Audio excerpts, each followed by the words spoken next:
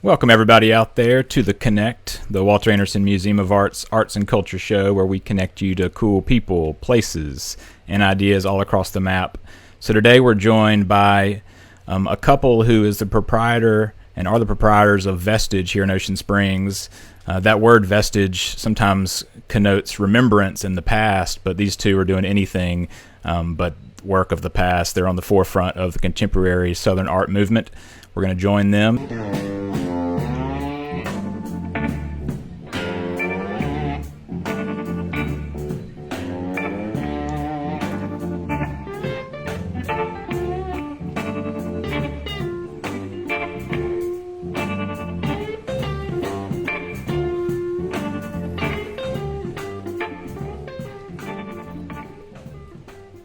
So Alex and Kumi, now you're on screen. Thank you for taking the time to be with us. Tell us where you are.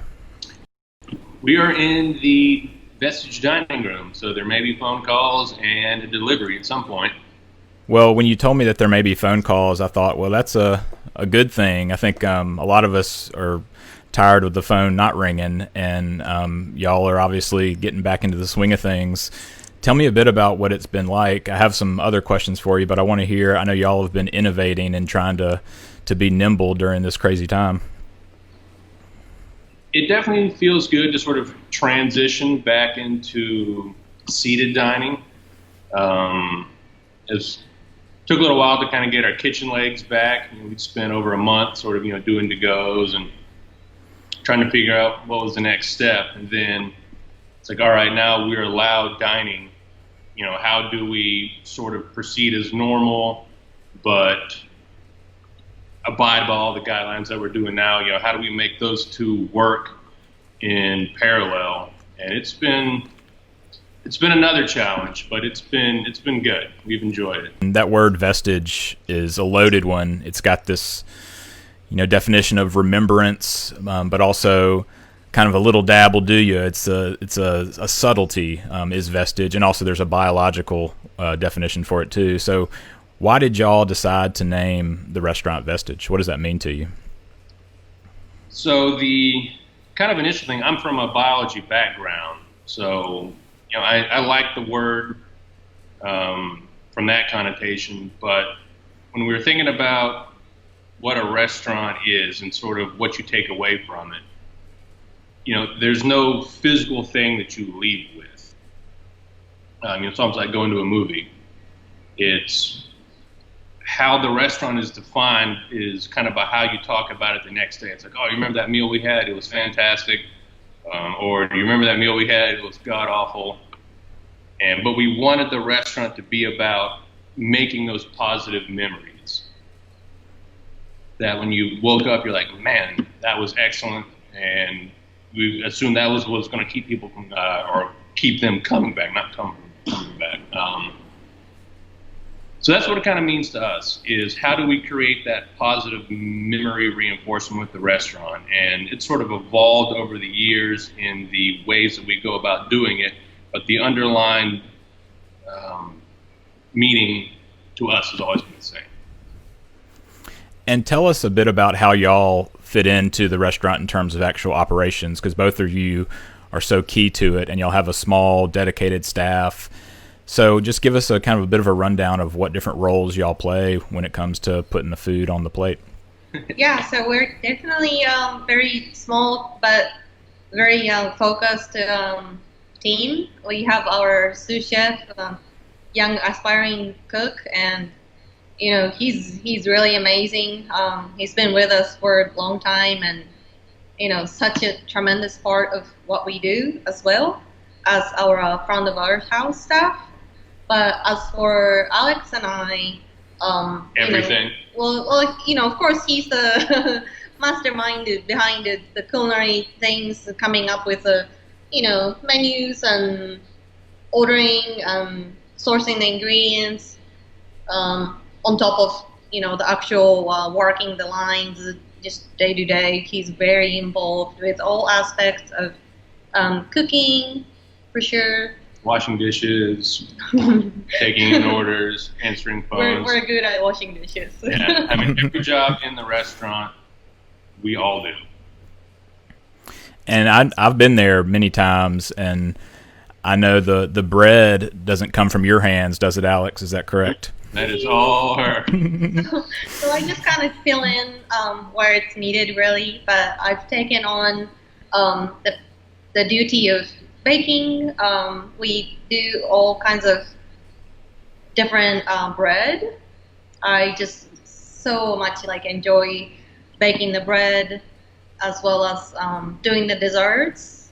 And I also do some marketing and making the menus updated. On the website. Yeah, things like that, just online social media presence. I also enjoy doing adding a little touch of inviting touch to our dining room. I'm a flower person, so I made this gorgeous flowers. This is all locally grown from my friend's farm here on the coast. And yeah, we just each day, we just kind of, especially now, we'll take it one day at a time, but yeah, we're just whatever needs to get done, we do. Just doing our thing every day. So I want to talk a bit about the way that the menu is conceived, maybe not tactically, but just philosophically. You've talked about, and this is actually something that you've said, Alex, I assume this was your authorship, where you said you like to encourage esculent elucidations, which is a very well put way of saying that you want to be thoughtful about your menu and move people, but also that you like to play with the different analogs between Southern food and Japan. I know a lot of your ideas and ideology is about locally sourced, but talk a bit about the global influence in terms of the way you approach food, and maybe how y'all have mixed and melded your different cultural traditions. I think a lot of that's been an evolution. Year one, the restaurant, and year 7, the restaurant, are completely different in terms of what it is that we want to put forward with that sort of, vestige mentality. And in the beginning, I think we were a lot more focused on Southern, very Southern.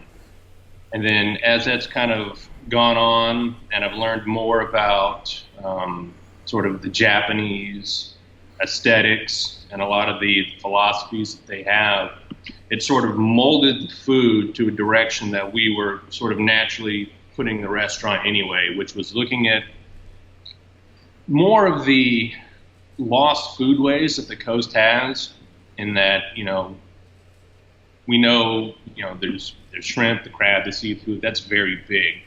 There's a lot of other things that are around here that are going unnoticed.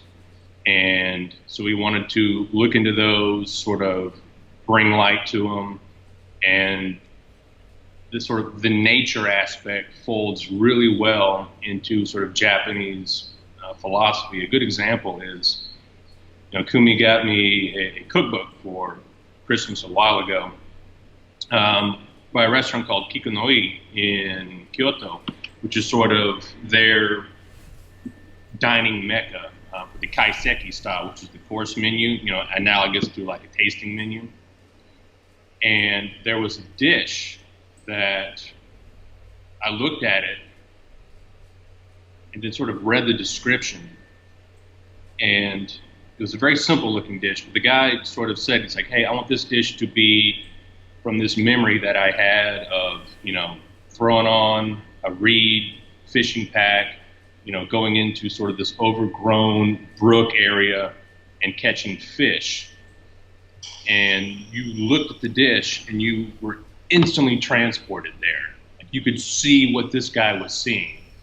And I thought, man, that level of just storytelling and translation into a plate was, it blew me away. And I thought, now we have a vehicle to tell a story. And the story you want to tell is about, the South and the coast is more than seafood. It's a big part of it. But there's a lot of stuff out there. And, we just kind of felt that, again, that Japanese nature connection is just a phenomenal way to do it. And, as with a lot of restaurants, the longer you're open, you always look at dishes and go, what can we pull away? You know, how can we say more with less? And the Japanese are masters of that. And this may be apocryphal, but Kumi, what's your relationship to the South? Because Alex obviously is reaching across hemispheres to get his influences in many ways. But what about your relationship to the food?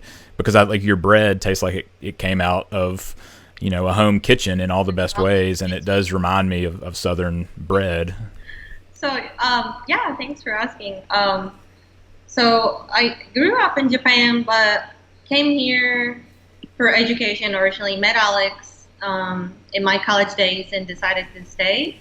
But so in Japan, the nature or distinct 4 seasons, it's very much part of our culture and just day-to-day everything, cuisine to really everything. But when I came here, the South has its own very distinct, unique culture. I was extremely fascinated, and all those things that he just talked about, like seafood and shrimp, crab, like all those things. Maybe if you're from the South, it just comes so natural to you. You're surrounded by it. It's abundant. It's normal for you. But for me, it was like, oh my gosh, wow. And things like, I don't know, even cheese grits or buttermilk biscuits or pimento cheese. I don't know, things like that. I was just like blown away how delicious they are. And I really wanted to learn how to make them and share with my friends, family. So if somebody sees a lot of Southern influence on our menu, more than likely it was probably me that either made it or like pushed that idea behind it. It's kind of funny how I'm really like super fascinated by the Southern part of it, whereas he is finding the Japanese influence peculiar but extraordinary. But anyways, it is really cool, and I think it's more authentic in a lot of ways to have someone looking in on a culture, or rediscovering, I should say, a culture or a story, because you do jettison this bias or context that you have when you grow up in something. And I think that's also core to Walter Anderson, and thinking about what you've talked about, Alex, about looking at the coast a little differently. It takes an eye to see something again for the first time, even if it's not the first time. And that seems to me to be kind of core to what y'all are doing. People talk a lot about creative economy, but I think when it comes to food and kitchens and restaurants, it's this creative ecology. So while there's also the raw materials, the sources of the things that come out of the Gulf and things that come out of the garden, you've also got all these players, all these purveyors that are contributing to it, and that's been one of the reasons why, of course, this time has been so challenging with people not being able to do things as normal. But talk a bit about that. I mean, how you've seen some of these ingredients that you use coming forth out of new business owners. I mean, a great example is the whole Deer Island oysters that are on y'all's plate so often. But also, I think y'all are finding some of the greenery that maybe wasn't traditionally embraced here. So talk a bit about how you see yourselves fitting into that ecology. So it was kind of, each year we ask kind of the question internally. It's like, what are we going to accomplish this year? What's an idea that we want to focus on? What's something we did last year that we got down, and how do we elaborate on it? How do we refine it? Or how do we do something completely different? And a lot of that was, looking at the wild ingredients. And it just kind of, almost like a thought experiment. If I said, here's 3 dishes, right? Here's a fried shrimp po' boy, here's chicken and sausage gumbo, and here's, a dish of, dewberries cooked in beet juice with elderflower. And you'd ask folks, which one of these are southern coastal? Most people go, oh, well, the gumbo and the po' boy, and I have no idea what this other one is, right? But the dewberries grow wild here. The elderflower grows wild here. It's abundant right now. And you walk down the street towards WAMA, and there's a couple of elderberry bushes right around the corner downtown right now. Yeah, it's funny. People are like, "Where'd you get your elderflower?" And it's like, Rayburn. It's right there. And the beets were grown in D'Iberville. So why is one intrinsically more coastal? Removing tradition. I mean, tradition's huge in the South, don't get me wrong. But if we say that this is a dish which 2/3 are wild here, I mean, it has to be coastal. It has to be southern, certainly from an ingredient standpoint. And it was almost like reintroducing these aspects back to the customer base, because they've had them before. I mean, if you've ever had Saint Germain, you know what elderflower tastes like. And most everybody's had that. You say, well, this is elderflower. You go, where'd you get it? It's everywhere. So they go, oh, okay. And, we did a dish that was kind of a riff on, beautyberry jelly, which beautyberries grow everywhere around here. And, I mean, I know people walk by them every single day. And then you sort of show it to them, they go, what is this? It doesn't look real. It's like, it's beautyberries. They're like, oh, you mean that thing? It's like, yes, that thing. And that's just been a really good focal point for the food that we're doing right now. And we're just having a blast because we're getting to explore the land and see what's, the 2 seasons that we have, see what grows when it's kind of cold and see what grows when it's, sun hot. And I think that's been a big push we've had from 2019 and certainly this year. And I mean, we're having a lot of fun cooking that way. During the pandemic, haven't y'all done a bit of kind of the CSA, community supported agriculture model? I mean, you've really thought about how you can contribute to people's well-being through food. But also, y'all are basically farmers now, because isn't there something on the horizon with the collective where, I mean, I've seen pictures of y'all out there picking and coming home with your own haul. So I think it's really important not only to go to a farmer's market and support local farmers, but to have that connection and to be able to have that connection with the things that are growing out of the ground. And especially like the tomatoes here, for example, when the uglier a tomato is, the better it's going to taste, is my opinion. Yeah, that's true for most things. When things are picture perfect, fiddling has been done most times, although some people are just insane growers and get it right all the time. But yes, Kumi has, I would say officially graduated to farmer status. Farmer apprentice right now. But I think having this restaurant, and some folks call us farm to table concept, which is not necessarily true, but kinda is, because we love sourcing local, seasonal produce and fruits, and we love cooking with, wild caught Gulf seafood, or whenever, it's sustainable. We definitely want to feel good supporting local small businesses. But at the same time, we really opened my eyes just seeing like what grows around here. My farmer friends that work so hard to bring us, nutritional, super fresh food. And it really got to the point where I told Alex, oh my gosh, I need to learn how to grow food myself. I love the being, I guess, self-sustainable. Well, your family grew food. Yeah, back home, my grandparents had backyard garden, growing vegetables, so that kind of comes natural to me. My dad was always into foraging, mushrooms and things like that. In fact, this weekend I might try to go find some chanterelle mushrooms. But anyways, so just, I don't know, the locality, seasonality, I just appreciate that so much, and it just makes me feel good being able to connect with my farmer friends with the local folks that is looking to buy the good quality stuff. It's out there, and I definitely feel like we want to share that with everybody.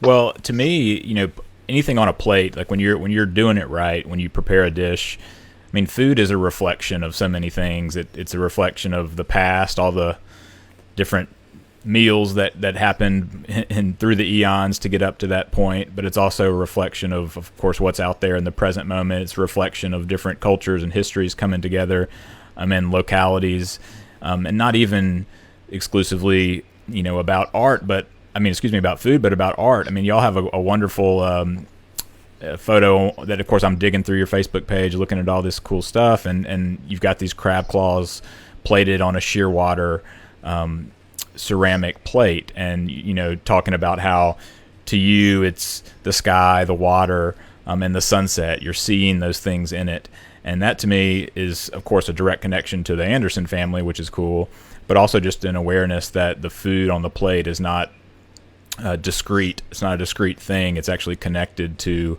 all these different histories. So, I mean, and that's a lead into this question for both of you, but certainly Alex, y'all been recognized, nationally. You were, of course, up for James Beard Best Chef South, and as a chef and as restaurant owners and proprietors, it's not about necessarily the future of Southern food or anything, but if you do have one mark, something that you want to leave, to further the tradition, or at least the awareness of what food in the American South is or can be, how would you try to encapsulate that? And I think this kind of goes back to what we were talking about earlier, is just making people more aware of what grows around them and seeing where that fits into, the modern Southern food narrative. And just, being curious about not just necessarily sort of those past traditional dishes, but being able to go out and go, oh, I know what that is, I can eat it. I know what that is, I can eat it. I know what that is, I can eat it. And, just, I don't want to say above collard greens, because collard greens are delicious, but just thinking not in a binary way, right? Like, not that it's, Southern or not Southern. Sort of looking at the gray areas and going, all right, I can see where this would be considered Southern. I can see where this is going. I can maybe take this thing and add it into a traditional Southern dish and come out with something different and still feel that it's Southern. That would be it for me. Good job. Well, I think you wrapped it up pretty good. I enjoy working with heirloom crops, so that many of them, I think came from so-and-so's great-great-great-grandfather who immigrated from, Europe or whatever it is, and then that seed has been in that certain family for a long time, and just working with crops that has history and story behind it like that, and many of them have been in Southern families, and it's kind of outside of the traditional Southern cuisine context in terms of, like, for example, shrimp and grits or the collard greens or things like that. Those are amazing, but there are already folks that does that so much better than we do. It's kind of eye-opening for us to, like he said, taking a look at the nature and, the water, the, seasonality, just like Walter Anderson did, and then be that our inspiration and reflect that to our cooking day to day. I think that has been a true blessing this past year, for sure. That's great. I mean, and Anderson did talk about nature being this fountain of youth, constantly reinventing itself, and and never wanting to be anticipated, but always loving to surprise. And so I appreciate what y'all are doing here in Ocean Springs, where many people come, but many people also don't know what all is here beneath the topsoil, or right across the corner, or on Rayburn, where you get some of your berries. So it's really great to have these stewards of this tradition, the Southern tradition, but also showing people that it can be a little something different.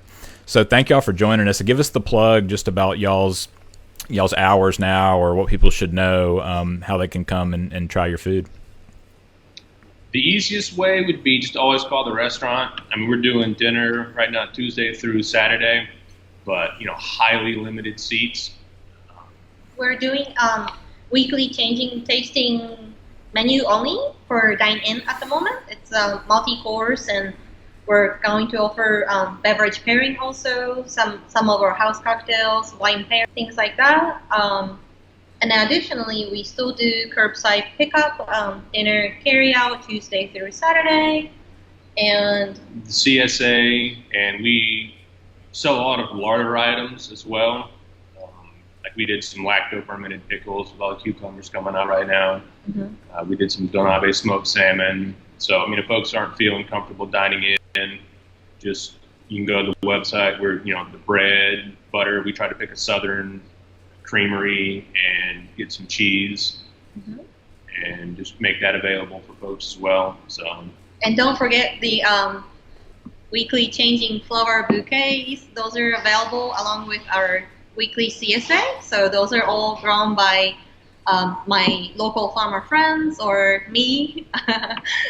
Just love the flowers, so those are available also. That's great. Well, I've heard people say that the bread's still warm when they come and pick food up from y'all. So I think that's a testament to how much y'all care, not only about the food, but about the customer. So thank y'all again. Y'all have a wonderful week and weekend, and I'll be back in there soon to visit you. Yeah, can't wait to see you again. Thanks for having us. Thanks for having us.